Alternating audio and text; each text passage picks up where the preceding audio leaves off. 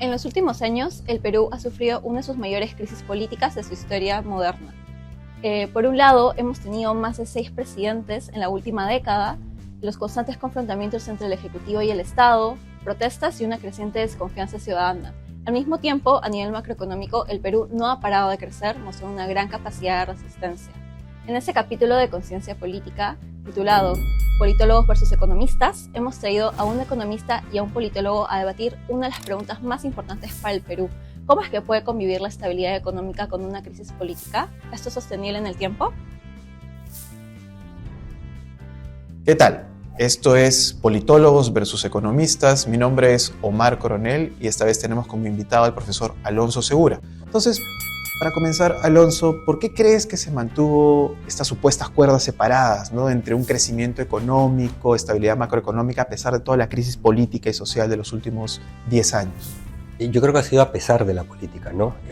Lo que ha tenido el Perú ha sido fundamentos económicos, macroeconómicos sólidos, que se han venido debilitando en gran parte por la política, pero que han permitido que todavía podamos sostener tasas de crecimiento mejores que en nuestros países vecinos, ¿no? El Banco Central por su independencia sí, pero el crecimiento es mucho más bajo en un contexto externo súper favorable y ha habido una erosión fiscal muy importante, ¿no? Pero ojo que el contexto externo ha ayudado muchísimo, récord tras récord en materias primas que enmascara muchas cosas, ¿no? Y todo eso básicamente por el debilitamiento institucional y de la política, ¿no?, que ha impactado de manera notoria, ¿no? Sí, yo creo que además de lo institucional, ¿no?, uno puede pensar en cómo este crecimiento económico, pero sin redistribución, no ha generado un malestar que ha ido creciendo, ¿no? Parte de la explicación de la elección de Pedro Castillo hace 5 años, ¿no?, y del mantenimiento de ese malestar tiene que ver con esa falta de redistribución. Las protestas sociales han crecido, digamos, en todos estos años, en muchos casos se han mantenido, ¿no?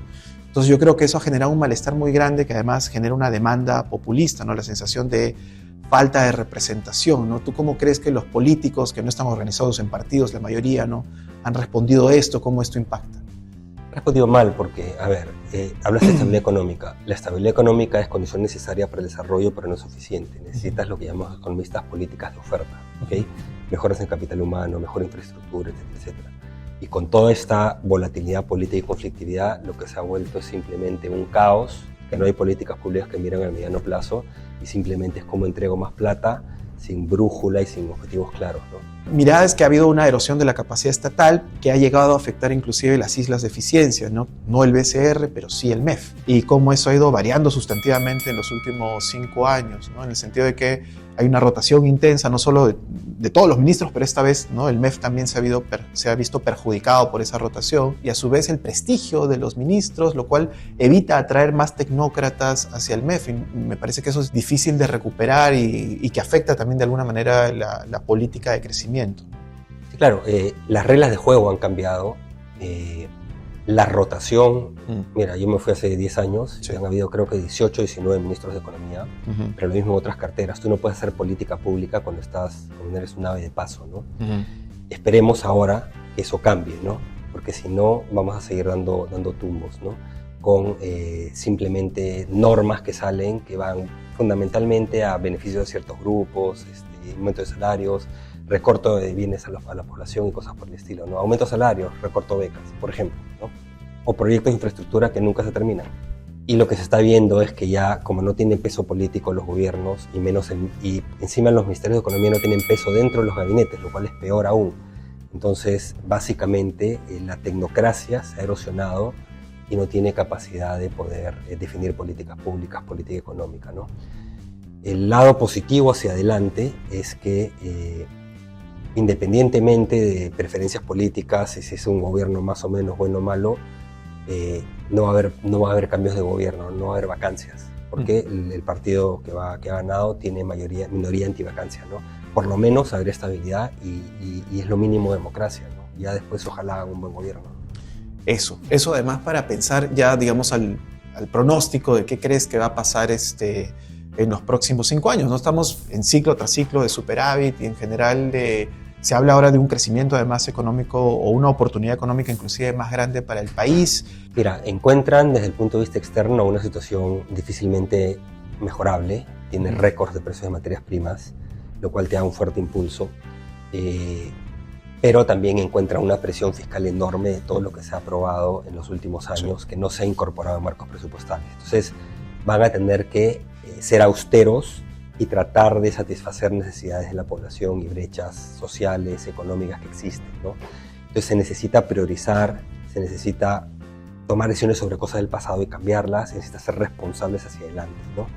Entonces yo creo que tienen condiciones buenas de partida, con ciertos retos que cumplir y efectivamente esperemos que puedan gestionar las cosas bien, ¿no? Necesitan priorizar, básicamente.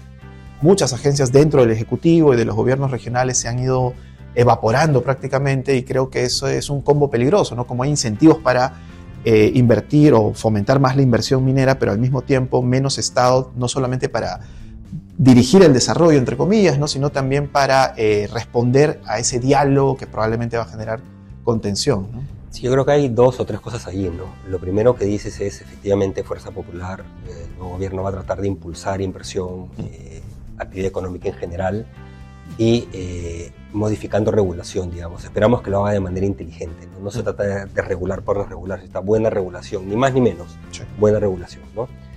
Y tiene que saber gestionar conflictos, eso es clarísimo.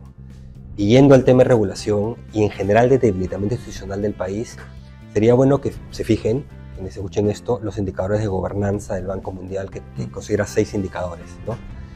Y lo que ha pasado, si vemos en términos relativos, Perú ha retrocedido en todos en los últimos 5 años, y si vemos en promedio hemos retrocedido 20 años. No es que la institucionalidad en Perú fuese fuerte, pero ahora hemos retrocedido 20 años. Entonces eso tiene que cambiar. Ningún país puede alcanzar desarrollo si es institucionalmente débil.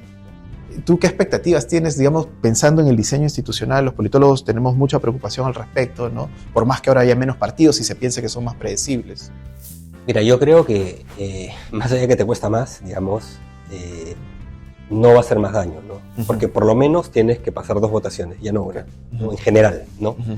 Se multiplican por 2 las votaciones, entonces ese es un filtro adicional que esperemos funcione, ¿no? Ahora, yendo al otro tema de composición del Senado y de Cámara de Diputados, tienes por primera vez en 10 años un gobierno que tiene la primera minoría, tiene un bloque antivacancia y tiene la capacidad con alianzas de poder, digamos, desde el Ejecutivo, controlar de alguna manera al Congreso que vayan en sintonía, ¿no? En los últimos años, si uno ve las votaciones principales que han tenido impacto fiscal, no hay diferencia entre los partidos. Fuerza Popular, Juntos, han votado a todos. Sí. Así es. Entonces, ahora van a tener que diferenciarse. Esperemos que ahora sí haya un cambio y haya un comportamiento responsable del Ejecutivo y en su interacción con su bancada y con sus bancadas aliadas, que supongo que tendrá alguna, ¿no? Sí, ahí yo dudo un poco de los incentivos que tenga para esa disciplina fiscal, porque en teoría sí le conviene, ¿no? Pero creo que hay un ánimo, la experiencia nos habla de un ánimo clientelismo en el fujimorismo que me hace ser más pesimista, ¿no? Sí, digamos, el fujimorismo en los últimos 20 años como oposición, no voy a hablar como gobierno, digamos como oposición, yo lo he vivido, ha sido muy destructivo, muy clientelista, muy populista. Ahora vamos a ver si de nuevo con sombrero de gobierno cambian de chip, ¿no? El país lo necesita en realidad, ¿no? Ok, entonces las ideas fuerza de esta discusión. Alonso, ¿con qué te quedas?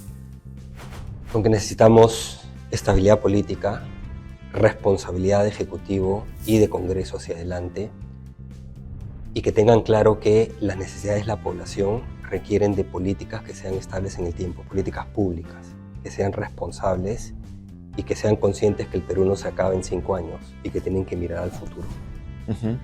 Sí, yo me quedo además con esta idea de que ahí se viene un crecimiento económico importante, que es una gran oportunidad que se tendría que aprovechar, pero eso va a depender pues de la madurez de nuestros políticos. Este podcast de Ciencia Política fue auspiciado por la Facultad y el Departamento de Ciencias Sociales de la Pontificia Universidad Católica del Perú.